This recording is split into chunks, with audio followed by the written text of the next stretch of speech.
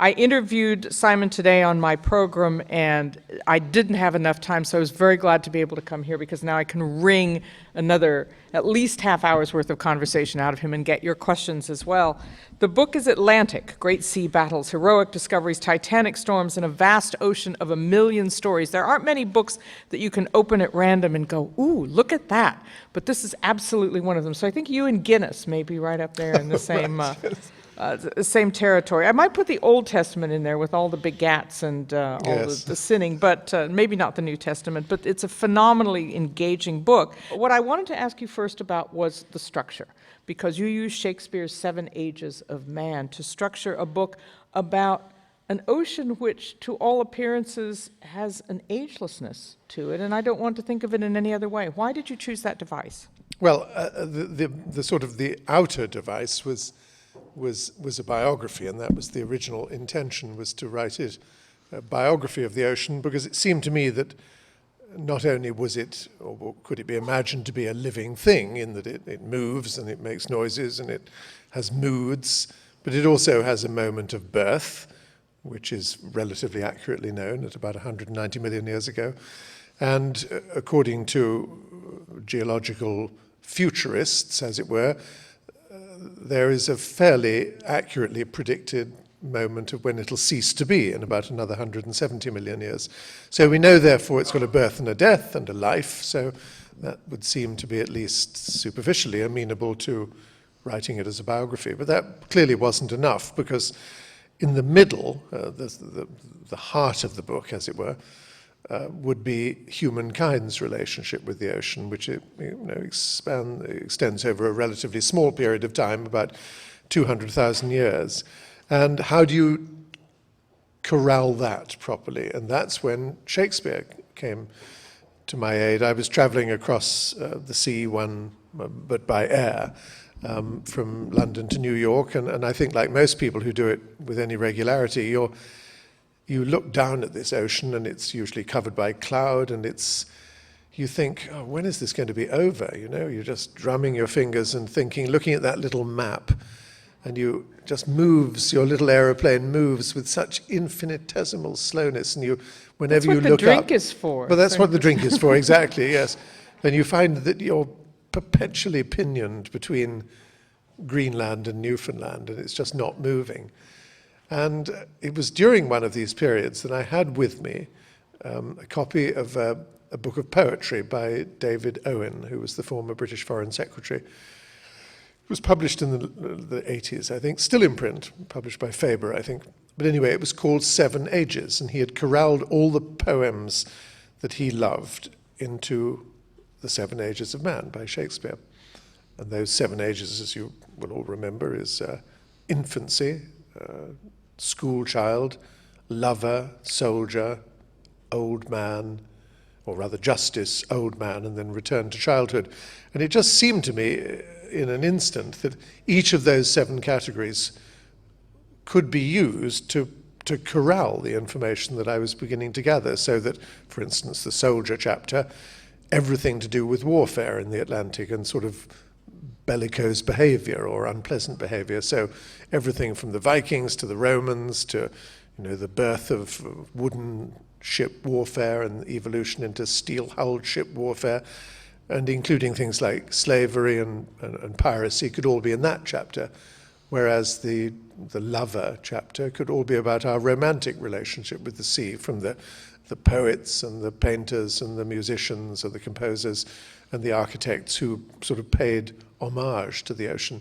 So it seemed a reasonable structure to have at least to have a go. And, well, I'm, I suppose, halfway through the book tour, and this book was launched in Australia, first of all, which is a bit odd, as the Atlantic Ocean is nowhere near either Australia. But I like launched, because it does suit the maritime theme here. Exactly, propelled into the sea. And also then in England, and thus far all the critics, or rather none of the critics, have said, why did you use Shakespeare? Because Shakespeare never went to sea. He had very little knowledge of the sea. He certainly probably never went on a ship. And yet he seems actually a perfect structure, for me anyway. In terms of recorded human history, the Atlantic arrives rather late, and the Romans referred to the Mediterranean as Mare Nostrum, our sea. It was very familiar. They essentially owned the byways of the water of the Mediterranean. The Atlantic was something different altogether. Yes, I mean, the Atlantic was the sea of perpetual gloom, as Homer put it. It was unknown. It was, no one dared venture into it, and the Mediterranean, which obviously had a great deal of trade and people wandering about all over it, was a relatively benign sort of ocean. It doesn't have particularly ferocious storms. And the people who, at least in the 7th century BC, which is the period that I was interested in, had the most extensive network of trading were the Phoenicians, and they were operating out of ports like Tyre and Sidon in the east of the Mediterranean and going as far west as ports like Malaga in southern Spain. And they would see when they got there this other ocean beyond what were the Pillars of Hercules, beyond Gibraltar, beyond a cliff called Jebel Musa in what is now Morocco. But they daren't go out there because all the stories where all the poets had said, oh, this is filled with monsters and appalling weather, and indeed it's probably the edge of the world. You go through there and you fall off the edge. So for eons, no one went there until what must have been an incredible moment in about the 7th century BC, when one of these little Phoenician boats, and there were two types, they're called galloi and hippoi, but very small, very delicate, very fragile, built for the Mediterranean. The skipper said, let's have a bash. Why don't we go out into the Atlantic? And so they did, and they sailed out a few miles into it, into this ferocious, when it wasn't that ferocious, and they turned left and went down, hugging the coast. They didn't want to get out of the sight of the coast. And they came eventually, after about 60 miles of travel, to a group of islands in a bay at the mouth of a river, a town now called Essaouira, which quite a lot of tourists go to, but obviously uninhabited in those days. And they anchored by these islands, and they found to their delight that the shores of the islands were covered with a huge abundance of a shell that they knew very well, a shell, a sort of a very big gastropod, about that big, sort of orange and white colored. It's now called Murex brandaris, but what they knew it for was that if you extracted the snail from it and did various things to it, crushed it and boiled it and things, it would emit this beautiful and indelible, rich purple dye, which they knew that the aristocrats back in the Mediterranean, in particularly the Roman and the Greek empires, they loved to dye their clothes that color, and indeed the phrase, born to the purple, still exists. So they thought, we can set up a trading post here and ship these snails back and sell the dye in the Mediterranean. And so that's what they did. And so that was the very first appearance of humankind in the Atlantic Ocean. So we have Roman haute couture to thank for... We do. We certainly have, in a vulgar sense, we have commerce, but yes, the style section of the Rome Daily News would have remarked, I've no doubt, on the exquisite shade of Tyrian purple. And there were tentative, as you described, sort of tentative gestures, but the first known landfall across the very northern part of the Atlantic onto what we now know of North America, we all know it wasn't Christopher Columbus, but we know who he was. He brought his wife, and we know the first child by name born in North America, across the Atlantic. It's a phenomenal story. I love that, and I try in a very small way to try and beat back the tide of sort of Italian chauvinism, which keeps the reputation of Columbus, who was not a nice man at all. I mean, he behaved appallingly badly, and of course he didn't know where he was, and he thought he was in Japan or somewhere. So, and he never got here. I mean, he was at an island off the coastline, and he never even saw the coastline. Whereas 491 years before that, the son of Eric the Red, a chap called Leif Erickson, managed to get to North America, and he built a little settlement, which was found. But I mean, that's one of the wonderful things about the Atlantic, is that it is so relatively little known that that settlement wasn't discovered until 1960, until very recently.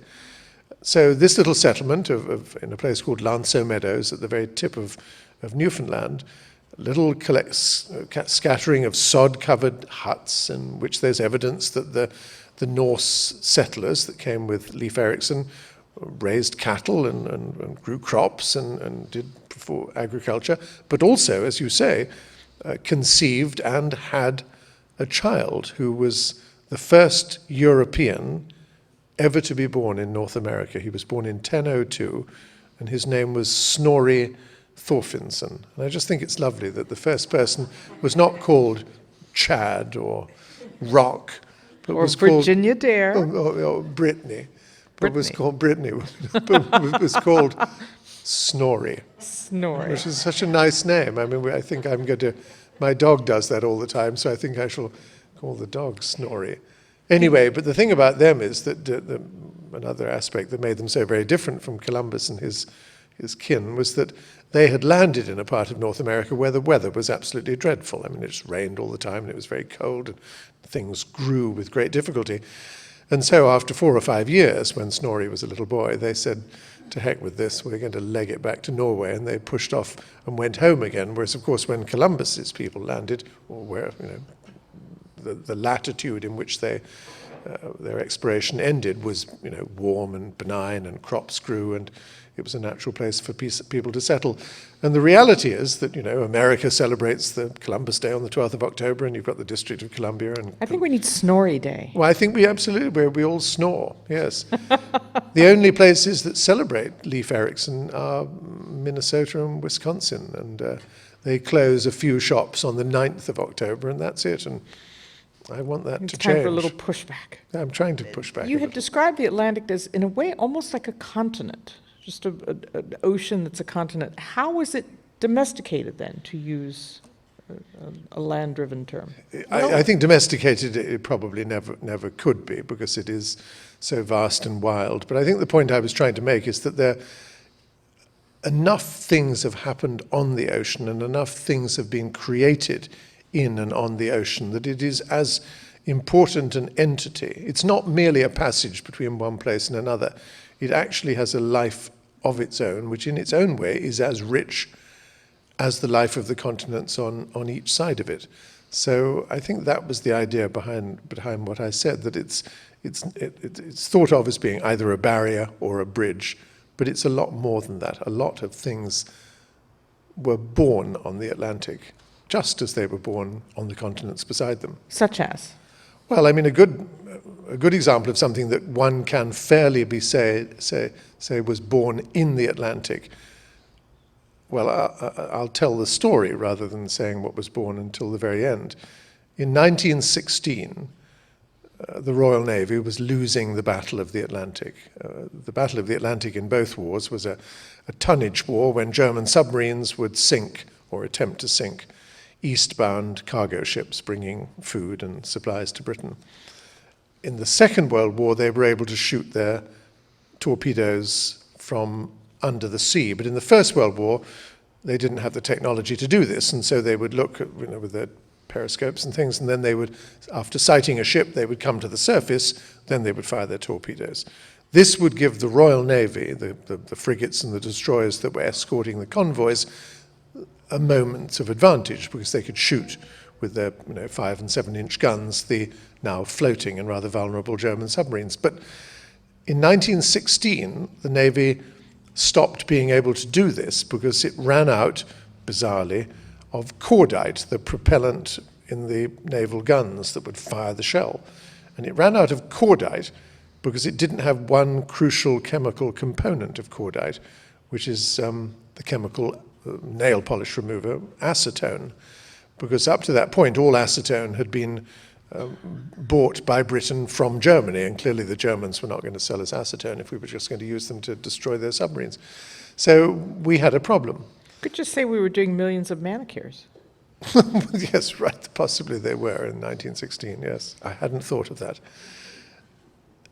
In Manchester in 1916, the editor of The Guardian, which is the paper I used to work for, was a man called C.P. Scott, and he would have lunch every Tuesday at the Northern Liberal Club with someone that he thought was interesting. And one lunchtime in late August, I think it was, 1916, he had lunch with the professor of biology at the University of Manchester who was a white Russian called Chaim Weizmann.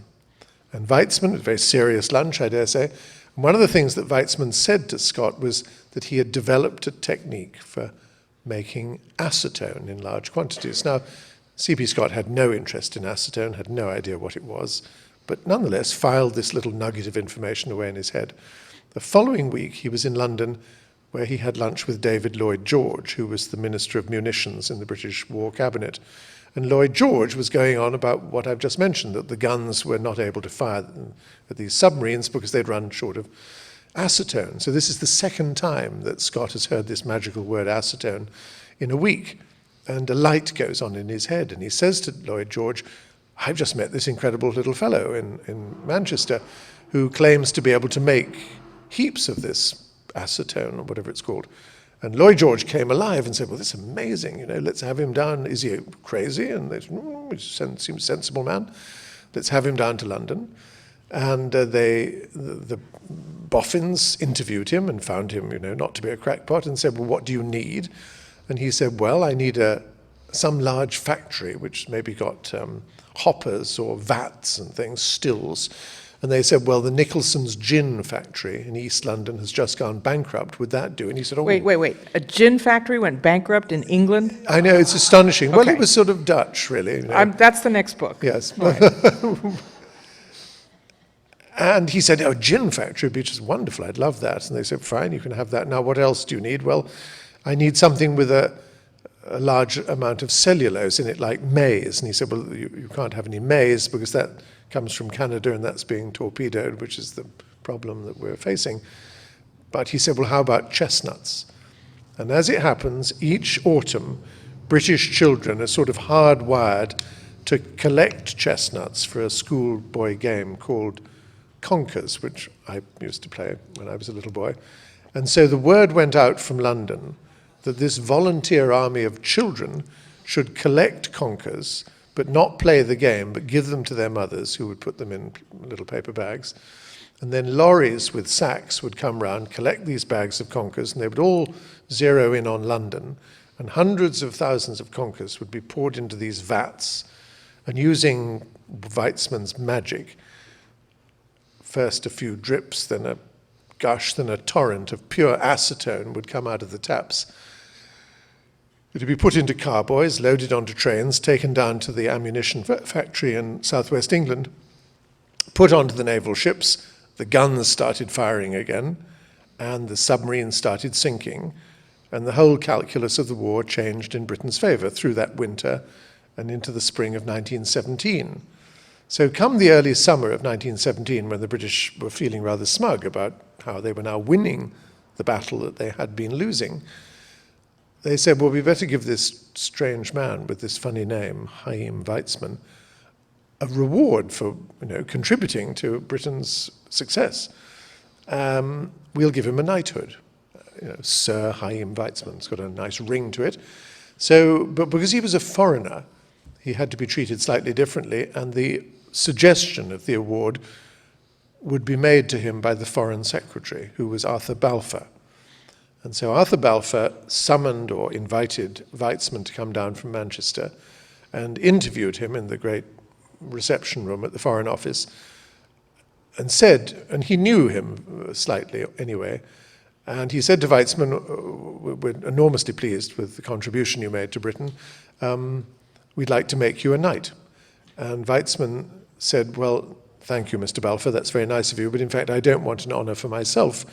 But as you know, I am the secretary of the English League of Zionists, and what I would much prefer, as a sort of thank you gift, is a declaration by the government that you would favour the establishment of a homeland for the Jewish people in Palestine. And Arthur Balfour said, I'll see what I can do. And they debated this throughout the summer, and come November the 17th, so yesterday effectively, the anniversary, the Balfour Declaration was written, that His Majesty's government would look with favour upon the establishment of a homeland for the Jewish people in Palestine. And the main letter was sent to Lord Rothschild, who was the head of the World Jewish Zionist Federation, but with a copy, out of gratitude, sent to the man who started it all, Professor Weizmann. And of course, 31 years later, the state of Israel was created. And so it can legitimately be said that Israel was born out of a quirk of chemistry and a want of acetone in the North Atlantic Ocean. So there is a connection. There are a couple of other ship stories, which one of them is very familiar, one of them not. One of them had to do with the Titanic, of course, and how the sinking of it really was the end for a lot of people of the 19th century and new standards of technology and class and other issues for the 20th. But before you speak to that, the one that engaged me the most, as you know from our conversation, was the Battle of Jutland. And this was in the First World War. In Scapa Flow, a number of German ships were seized. Some of them were sunk. Some of them were sunk by the Germans. But it turns out that those are a ghost of a pre-nuclear age, these ships that lie below the water's surface. It was an incredible thing. I mean, first of all, the Battle of Jutland happened in 1916, which was an encounter, I mean, the greatest of all battles between steel-walled warships, between the British Grand Fleet and the German High Seas Fleet. And there was an immense amount of destruction. The battle itself was relatively inconclusive, except that a lot of people died and a huge tonnage of ships went to the bottom. But then, 2 years later, the war was eventually won by the British and the Allies. And the German High Seas Fleet was, as it were, arrested and interned in a large body of sheltered water in the Orkney Islands known as Scapa Flow. And so the ships were ordered to proceed, and some of them had their guns spiked so they couldn't fire, and they laid dormant in this body of water, the exits guarded by British warships so they couldn't get out. But in any case, the war was over. It was very gentlemanly. Well, those were the days when war was conducted in a relatively gentlemanly fashion, yes. Yes, I remember they used to say that there's a regiment called the 17th 21st Hussars, who, very grand regiment, were only brought into battle to add a little tone to what would otherwise be an unseemly scramble. But going back to Scapa Flow, so you have all the German ships, and it's now the war is well over, and all the officers and many of the men were still on the ships, you know, cleaning her, polishing her, and so on and so forth. And there were 40 or 50 ships, gigantic ships. But there was a plan that had been hatched by the Germans long before, that a prearranged radio signal would be sent to all of the ships, and it would mean something which the British wouldn't understand. And at 11 o'clock on a certain, I think it was a Tuesday, sometime in the early summer, the signal was sent from all the ships to each other, and what it meant was that they were to trigger demolition charges in all of the ships, and all of the ships suddenly, with the aghast Britons watching helplessly on the sidelines, they all sank in unison into the waters of Scapa Flow to become, therefore, useless. The British, who had plans to use some of these great ships, couldn't use them, couldn't induct them into their own navy. But there is a sort of coda to that, which is rather odd. You see the ships, even to this day, if you fly into the capital of the Orkneys by air, and if the sun is in the right direction, you can see these great ships, still the outlines of them lying under the seawater. But very occasionally, divers go down with welding torches to take away slabs of steel from the sides of some of these ships, because this is all very, very high quality steel that they were made of.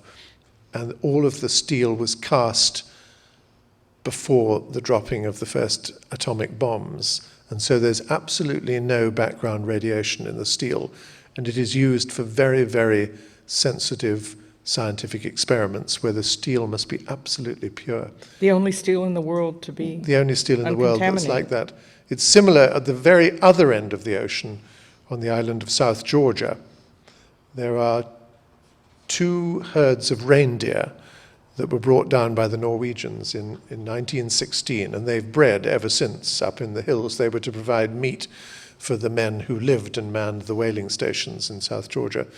But those are the only reindeer in the world which have not been contaminated by the radioactive emanations from the Chernobyl reactor. There are other ships I want to ask you about, and those are the slave ships that crossed the Atlantic, which of certainly not as recent memory as World War I, but enduring memory. And I was so shocked to read in the book that the last slave to come across the Atlantic on a slave ship didn't die until 1935. That's the connection. Yes, he was to a man history. called Cudjoe Lewis, and he died, I think, in Mobile or maybe Raleigh. But he had been brought over on the last, when slaving had been essentially outlawed, but there were a few slavers managed to sneak past the barricades, and this particular ship got into Mobile in the late 1860s, I think, bringing this young boy, who then, of course, was freed and eventually died in I think, Mobile in 1935. Such Cudjoe a Lewis. recent connection. I know, only 9 years before I was born. It was an extraordinary thought. But the whole business of slavery, I mean, so many, I was at Oxford University, and probably, I mean, the finest of the college libraries is the Codrington Library and All Souls College. All the money for building that magnificent library came from slaving. So many huge houses in Britain, which one goes to as tourists nowadays, they were built on the basis of fortunes, huge fortunes made from slavery. And of course, in America you'll be familiar, but I wasn't terribly familiar with the mechanics of it. Basically, the ships would set out from ports like Liverpool and Bristol, loaded with trade goods for West Africa, and they would go down the first leg of what was called the triangular trade, and they would go down to ports on the slave coast, so mainly Ghana, what used to be the Gold Coast, which is now the Republic of Ghana. And there with this network of very elaborate castles which had been built along the African coast, where the slaves that had been taken from the interior of Africa were put in dungeons, and the officers looking after them would live above them, and there would be a cathedral and all the other things to prop up the idea of British civilized society, and downstairs would be this pullulating mass of African humanity. And then a ship would turn up having sold all of its trade goods, and then they would, with the money, buy the slaves and ship them across in the most dreadful conditions. It was very hard to read. Yeah, there were one or two passages in there which were hard to write, I must say. These depositions in court of a captain trying to persuade a slave child to eat and plunging its little feet into boiling water in an effort to persuade it, and eventually throwing it overboard. I mean, the terrible, terrible conditions. And eventually, after enduring the second leg of the triangular trade, what was known as the Middle Passage, going across the Atlantic and with terrible food and appalling living conditions and insanitary conditions and very little fresh air or exercise, then they landed in either the barracoons, the slave depots or depots in the Caribbean islands, or taken directly to the slaving ports like Savannah and Mobile, and discharged and then sold, just like commodities, which of course they were. And then the boats would be swabbed down with lye and cleansed of all the filth of having these hundreds and hundreds of men and women and children aboard. And then the boats would be loaded up with goods from America, raw materials like cotton, obviously, and tobacco, and they would go back to the ports that they had come from on the third leg of this triangular trade. And people, very prominent people were involved in the trade, and the irony, it's a very well-known story, of course. The man who composed the hymn Amazing Grace was one of the most notorious of slavers. To be fair to him, though, he was a slaver, then he repented, found the Lord, and then wrote Amazing Grace. But nonetheless, the man that wrote Amazing Grace was a slaver. We don't think of the Atlantic as a source of artistic inspiration, and yet, as you write about it, it did generate some artistic output. Certainly, the ocean itself is a fearful and formidable place, but it also inspired Impressionism. And what I didn't know is that Debussy's inspiration for La Mer was not the Mediterranean; it was the Atlantic. Indeed the Atlantic. And it's interesting how music evolved as the orchestras became more filled with instruments, so these instruments were able to reflect more and more the incredible audio, as it were, characteristics of the sea, because there are so many. I mean, there are crashing waves, there's the howling wind, there are the seabirds, and there are the various moods of the sea. The more complex an orchestra became, the more it was able to reflect all these moods of the sea. But I was also interested in the way that the sea evolved in sort of our artistic and literary imagination, and the imagination that painters applied to it. Initially, we were fearful of the ocean. It was an unknown, it was full of monsters, it was a terrifying mythology attached to it. There were creatures, one, I think it was a ship, that was apparently made from the fingernails and toenails of some drowned sailors. I mean, there were weird things, and of course enormous snakes and serpents and whirlpools and so forth. And early art and early literature tended to focus on that, the Atlantic as a source of fear and horror. But then once we started sailing across it, 15th century and so forth, and began to, if I can say, tame it, but of course we never really tame it, then it became much more a subject of romance rather than fear. And you can see that in the paintings. The early paintings were either tried to ignore it or wreathed it with, dragons and things with big teeth and so forth. And then we get to, the Impressionist painters who, once the railway train from Paris allowed them to come inexpensively up to the coastal ports of France and spend, long weekends there painting, then the impression that, Monet is this classic example of sunrise over Le Havre or wherever it was, Saint-Malo, and when he was asked why it was so fuzzy, and he said, well, this is what the sea is like. It's indistinct, it's blurry, it's full of spray, and this is an impression, l'impression de soleil levant in Le Havre, Saint-Malo, the first use of the word impressionism. And then, of course, the paintings that we know subsequent to that, reflecting the sea, artists like J.M.W. Turner, Winslow Homer in this country, reflect the majesty of the sea, the glory of it. No longer is it something to be terrified of. So, yes, that particular chapter, which is the chapter, going back to Shakespeare, the lover chapter, which also talks about the architecture of the ocean, I found a fascinating one too. There's one terrifying part because we fly so easily over it now. In fact, it's called the pond, which has a nice domestic, safe Right. sensibility. But you write about one part where as you're flying, it's beyond the reach of airports. It's almost beyond the reach of anything that we think of as our technological capabilities for safety, where it still is like launching yourself onto the surface. It is interesting, especially in the light of the failure of these various engines on jet aircraft, that the main flyway, as it were, between Northern Europe and North America, the two crucial oceanic air traffic control centres are Gander, which is in Newfoundland, and Shanwick, which is just outside Glasgow. And between those is about 2,000 miles of open water. Once you leave behind Shanwick, or if you're going eastbound, once you leave behind Gander, there are always alternate airports to go to. And a pilot, when he sets off, always must know whether he's got enough fuel to go to